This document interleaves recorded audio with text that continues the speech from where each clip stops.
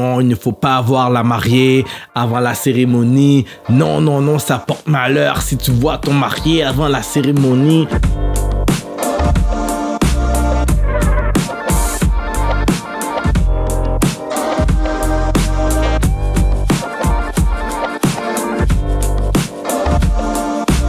Hey, salut tout le monde, c'est Johnny Wilson, First Class, j'espère que ça va bien aujourd'hui.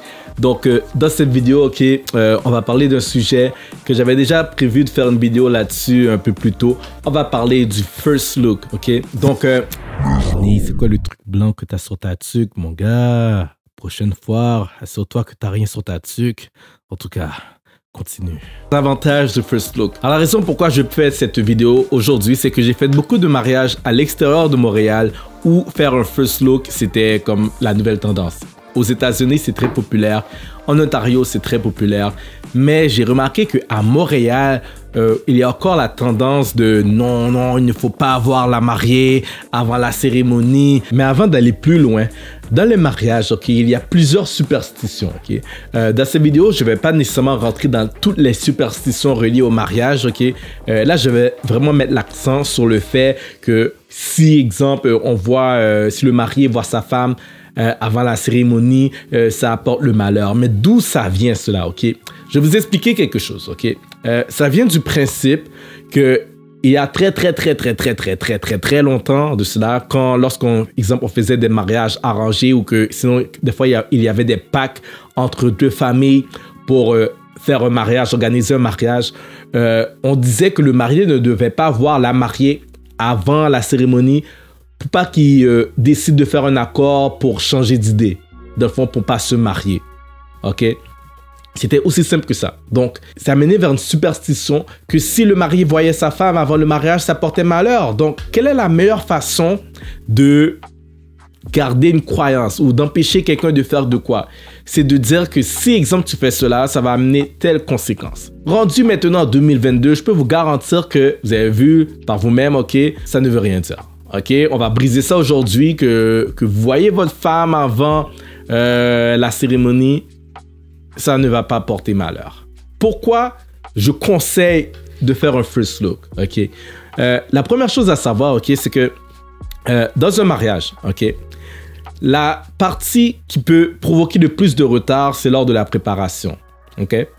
Donc, lors de la préparation, la mariée elle doit se maquiller, elle doit se faire coiffer, le cortège, dépendamment le nombre de filles d'honneur que vous avez, etc. Donc, ça peut occasionner du retard. Donc, qu'est-ce qui arrive lorsqu'il y a du retard lors de la préparation? Par la suite, la cérémonie commence plus tard. Qu'est-ce qui arrive quand la cérémonie commence plus tard? Donc, la séance photo commence plus tard. Par contre, qu'est-ce qui arrive, c'est que à la réception, il y a un service qui doit commencer à telle heure. Ça doit commencer à une heure précise. Donc, qu'est-ce qui arrive, c'est que souvent, on va couper dans la portion séance photo. Donc, c'est pour ça que des fois, on arrive... j'ai fait des mariages où finalement, j'avais 15 minutes pour faire les photos. Et là, on parle de photos du couple, photos du cortège, photos de la famille, les photos traditionnelles. Il faut tout faire ça en 15 minutes. C'est du cardio, ça demande beaucoup d'énergie. C'est stressant pour les mariés. Nous, on est obligé de pousser, etc. Et maintenant, l'avantage de faire un first look, ça permet de faire la séance photo avant la cérémonie. La cérémonie peut débuter plus tard, parce que les photos vont déjà être faites. Donc, une cérémonie qui débute plus tard, ça diminue les chances que la cérémonie commence en retard. Des fois, c'est pas la faute des mariés. Des fois, c'est les mariés sont à l'heure à la cérémonie, mais c'est les invités qui sont en retard parce que la mariée, elle veut pas faire son entrée dans une église qui est vide. Dans le lieu de cérémonie, c'est vide. Non, là, c'est son show. Elle veut faire son show, Donc, on va se dire les vraies affaires, là. Elle veut pas rentrer dans une église et qu'il y a seulement, 20 invités qui sont à l'heure, Et que tous les cousins, cousines, il y en a qui sont encore au salon de coiffeur. Non, for real. Donc, le fait de commencer plus tard, donc, exemple, si vous commencez votre cérémonie à 17h, il n'y a aucune raison d'être en retard lorsque la cérémonie est à 17h. Par contre, si ta cérémonie est à 14h, regarde, il y a des filles qui vont être encore au salon de coiffeur à 14h. À 17h, les coiffeurs, tout le monde est déjà prêt, tout le monde est déjà coiffé, maquillé. Ça fait en sorte que les mariés peuvent profiter du cocktail avec leurs invités. Parce qu'on arrive souvent qu'après la cérémonie, vous voyez, les mariés vont prendre des photos. Et qu'est-ce qui arrive par la suite? les invités, ils attendent à la réception que les mariés, ils arrivent. En faisant les photos avant la cérémonie, c'est qu'est-ce qu'on appelle check in the box. La mariée, les filles d'honneur, ok, le maquillage est frais. Il n'y a pas eu la sueur, exemple lors de la cérémonie, etc. C'est all fresh, all fresh. Vous êtes à votre meilleur. En sortant de la préparation, vous êtes à votre meilleur. Souvent, des fois, les mariés aiment prendre des photos à la salle de réception avec la salle vide, ok? Mais qu'est-ce qui arrive lorsque vous allez prendre des photos avec votre cortège après la cérémonie? Là, par la suite, vous devez courir aller à la salle de réception et vos invités, ils doivent attendre, patienter que vous arrivez. Là, vos wedding planners sont en train de se battre avec vos invités pour dire non, vous ne devez pas rentrer dans la salle, vous ne devez pas rentrer dans la salle. Hey, vous ne devez pas rentrer dans la salle. Mais en ayant fait les photos avant la cérémonie, vous pouvez aller directement à la réception. Les invités, ça ne va pas leur déranger d'attendre quoi, 15-20 minutes dans le lobby, la salle de réception. Ou peut-être même, il y en a qui ne vont même pas être à la réception directe. L'autre chose également, ok? Souvent, les personnes vont croire à tort que si vous voyez votre femme avant la cérémonie, ça va pas être pareil. Je vais vous expliquer quelque chose, guys. Je vais vous expliquer quelque chose. Je vous confirme, ok? Même si que vous voyez votre femme avant la cérémonie, lors de l'entrée du cortège, lors de la cérémonie, je vous dis, ce n'est pas les mêmes circonstances. L'émotion va quand même être au rendez-vous parce que c'est quand même un moment magique. Parce que regardez, on va se dire les vraies affaires. Votre femme, ok, vous l'avez vue la veille, c'est pas la première fois qu'elle se maquille, c'est pas la première fois qu'elle se coiffe, ok? Donc là, le fait que vous la voyez arriver, marcher vers vous, c'est ça le moment avec la musique. Qu'est-ce qui donne l'émotion, ok?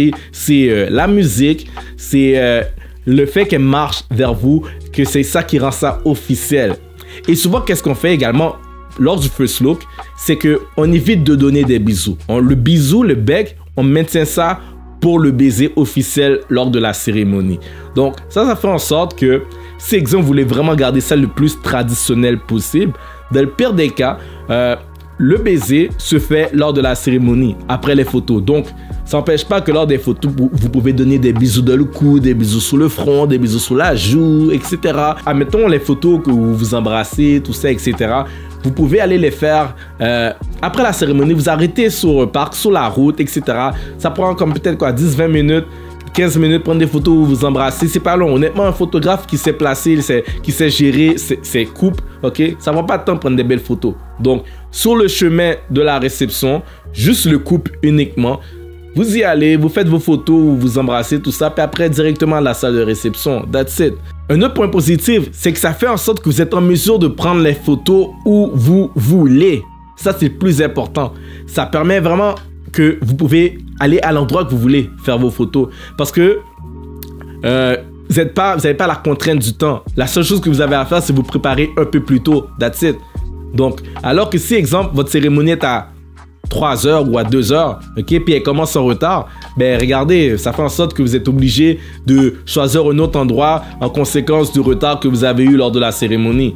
Donc, le fait de faire les photos avant, vous avez le temps d'aller à l'endroit que vous désirez, faire les photos que vous voulez et par la suite aller faire la cérémonie. Un autre avantage de faire un first look, c'est que si vous vous marquez en fin septembre, octobre, novembre, vous savez que le soleil se couche plus tôt. Donc ça fait en sorte que vous êtes en mesure de prendre des photos avec la lumière du jour. Parce que passé 5 heures, 6 heures, il commence déjà à faire noir dehors. Donc le fait de faire les photos avant la cérémonie, ça fait en sorte que vous pouvez profiter de la chaleur, de la belle température. Et par la suite, si jamais vous voulez quand même prendre des photos après la cérémonie, le gros va déjà être fait avant la cérémonie. En cas de pluie, lorsque vous faites un first look, ok, ça vous laisse 2 chances de pouvoir profiter de la belle température. Parce que par expérience, souvent lorsqu'il va pleuvoir, ok, ça va être exemple entre 4 heures et 7 heures. Des fois, il y aura des pluies dignes d'un ouragan. Témoignage, cette année, un mariage au mois de août. Si les mariés regardent cette vidéo, ils vont se reconnaître, ok? La mariée hésitait à faire un first look. Le marié, à la base, lui, voulait faire un first look, mais la mariée, elle hésitait un peu, ok? Imaginez-vous que ce mariage, ok, il y a eu un orage de fou direct après la cérémonie. Direct après la cérémonie. Je vous dis, c'était une date très populaire, donc plusieurs mariés, autres mariés, ils ont regardé, c'est un défi Mais heureusement, nous avons fait un first look et lors du first look, la température était parfaite. C'était nuageux, mais on sait très bien que pour prendre des photos, lorsque c'est nuageux, c'est la meilleure température parce que ça donne le meilleur résultat côté photo. Et un autre avantage également, c'est que lorsque vous faites les photos avant la cérémonie, vous économisez par rapport au déplacement. Je vous donne un exemple. Si la cérémonie et la réception se font au même endroit, c'est arrivé quelquefois dans le passé que les couples devaient partir du lieu de cérémonie, aller prendre les photos et ensuite retourner au même endroit pour ce qui est de la réception. Donc, on appelle ça un peu gaspiller de l'argent pour les limousines parce que les limousines, ils doivent rester à vous attendre. Donc, ils vous emmènent à l'endroit, ils vous attendent. Après, ils vont vous emmener dans un parc et après, ils retournent. Alors que si vous faites les photos avant la cérémonie, dans le fond, les limousines, ils partent du lieu de préparation, vont à l'endroit pour prendre les photos et ensuite vous déposent à la cérémonie et vous êtes déjà arrivé prêt pour la réception. Donc ça, c'est avantageux, surtout lorsque la cérémonie et la réception se fait au même endroit. Par expérience, les mariages que j'ai fait où il y avait un first look, on a vraiment pu profiter davantage de la séance photo. C'était Johnny Wilson de First Class Pictures sur les avantages du first look. Honnêtement, il y a juste des avantages. Je vous conseille d'y réfléchir, d'y penser. C'est un pensez-y bien. Donc, si vous avez aimé la vidéo, n'hésitez pas à suivre la page First Class Pictures sur Instagram ou Johnny Wilson sur YouTube. Donc, sur ce, passez une merveilleuse soirée. C'était Johnny Wilson et prenez soin de vous. Et on se voit pour la saison de mariage 2022. Let's go!